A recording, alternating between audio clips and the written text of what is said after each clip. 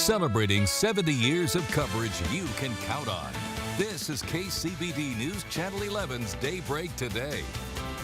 Now at 6, one person is in the hospital with serious injuries after an incident in West Lubbock. We'll explain. Plus, the Texas Rangers investigation into a Slayton police officer has taken a turn. And weather-related issues continue to impact parts of the nation. The full story is just ahead for you. Good morning. Thanks for waking up with us on Daybreak Today. We'll get to all of that in a moment. It is Thursday, and we're helping you right into it. Steve Devine is in, has your forecast. Things are really heating up as summer is underway. And also, Michael Cantu is at the News Now desk. What do you have for us, Michael? Good morning, Angie. We're telling you why there is a little less worry about supply chain issues in the U.S. after an overnight deal, and we just got some new details about some action from North Korea moments ago. We'll tell you all about that in a bit, but for now, let's turn to Steve, get a check of today's forecast. Good morning, Steve. Good morning. And this morning, no cloud cover showing up. We have fair skies, but it's still pretty humid, and you may be able to make out a little bit of a haze on the horizon. May still end up with a little bit of cloud cover here this morning. Our temperatures are pretty mild once again. It's still close to 70 around Snyder and Seminole, and then 66 at Lubbock. Levelland is 63, over at Clovis 55 degrees. So mostly in the 60s here heading out this morning, and then that summer-like heat. Temperatures this afternoon in the 90s. Lubbock should peak at about 98 degrees late this afternoon.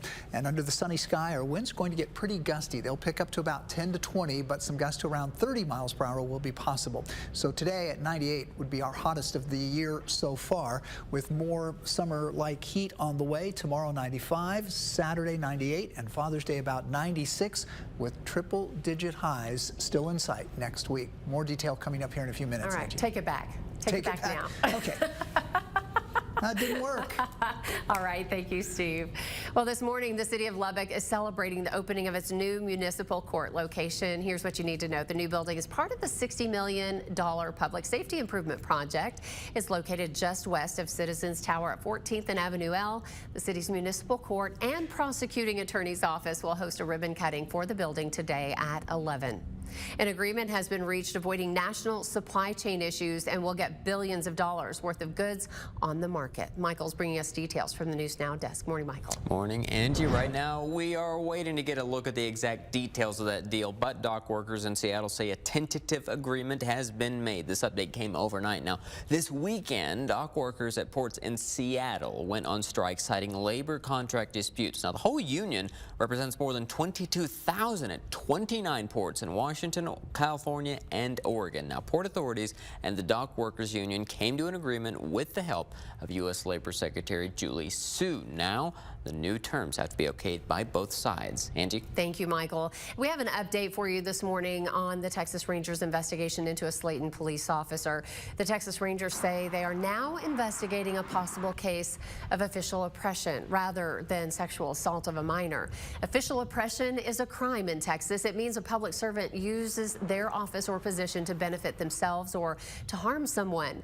Earlier this week, the family of the accuser told our KCBD Investigates team the officer performed an inappropriate pat-down. That officer remains on administrative leave as the investigation continues. So far, no charges have been filed. Right now, Lubbock homicide detectives are investigating after one person was taken to the hospital with serious injuries. Lubbock police went to this area near 39th Drive and Banger Avenue Wednesday on reports of a possible dead body. When paramedics arrived, it was determined the person was still alive. The Metropolitan Special Crimes Unit has not released any other information at this time, but we will continue to update you as details unfold. We now know the name of the person found in a North Lubbock Playa Lake earlier this week. Lubbock police say they were called to a lake near 4th and Indiana Monday night. The caller reported a body found in the area. Investigators later identified the body as 54-year-old Larry Kendrick. Right now, an autopsy is underway to determine how he died. If you have information that could help in this investigation, police ask you call the crime line at 806-741-1000. You can remain anonymous.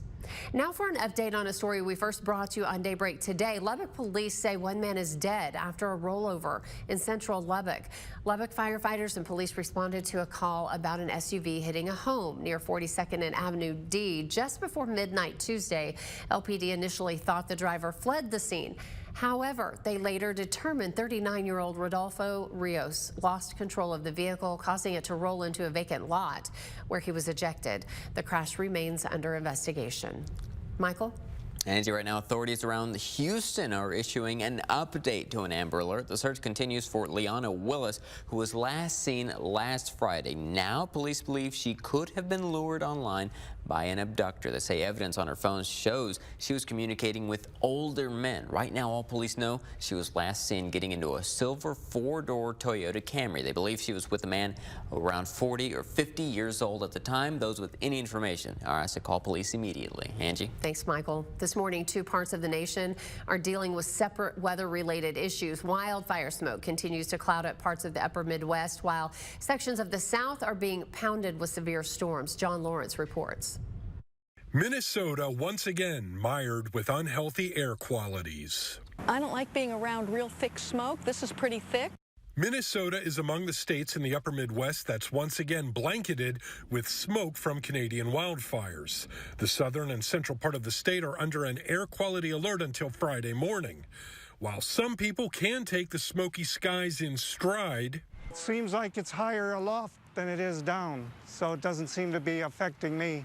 Others are limiting their time outdoors. 30 minutes maybe. Go out, look at the river, look at everything around, go home.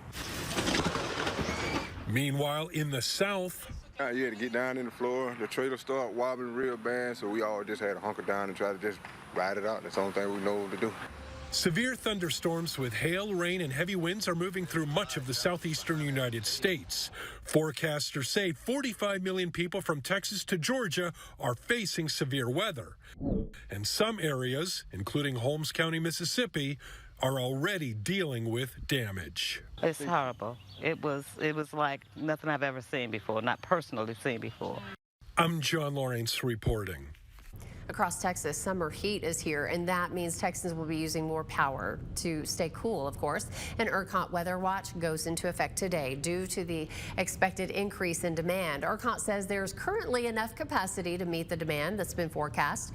The agency will continue monitoring conditions and use all available tools to manage the power grid.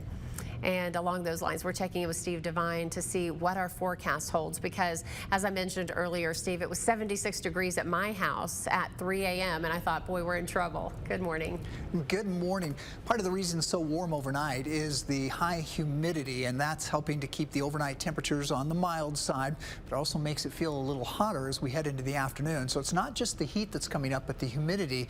The combination of the two have prompted the National Weather Service to issue heat advisories from the Big Bend up to the San Angelo area. And you see along the Rio Grande towards San Antonio, the Dallas area, Houston, East Texas, all along the coastal areas. This is a heat advisory in some cases in effect all the way through late tomorrow, and then it may be extended beyond that. Here's our live camera. This is over at Avenue A. We're looking to the southeast, and this is not cloud cover that we're looking at. It's just the haze because of the high humidity that we have in place. We'll see just a little bit of cloud cover, I think, this morning. Currently clear. The airport is 66 degrees. There's that dew point at 64. Relative humidity at 93%. Again, may still see a little bit of cloud cover this morning. Plainview Airport currently is 63. The dew point there also above that 60-degree mark. Now, as we go through the day, again, we may see a little bit of cloud cover, but I'm expecting a lot of sunshine. So that's going to contribute to the heat, the quick warm-up that I'm expecting today. Another issue will be the westerly component to the wind. Light now, but it's going to get pretty gusty this afternoon, especially mid to late afternoon. Sustained westerly wind around 10 to 20. Some gusts, though, perhaps up to around 30 miles per hour. So sustained winds depicted in the wind cast here. High temperatures, we're headed for highs in the 90s today. In fact, may even get close to 100 over the southern southeastern parts of the viewing area. Lubbock at 98 degrees. But this is not our last hot day, of course. There's more in the 7-day forecast. We'll look at that here in a few minutes. Sounds good. Thank you, Steve. It is 6:09. How are you today? Coming up on Daybreak, the city of Lubbock is working to repair roads after recent rainfall. How you can do your part is just ahead. Plus, a Wisconsin woman has reason to celebrate big this Father's Day after taking a DNA test. The heartwarming story is just ahead on Daybreak today. Really glad you're here with us. You're watching KCBD News Channel 11.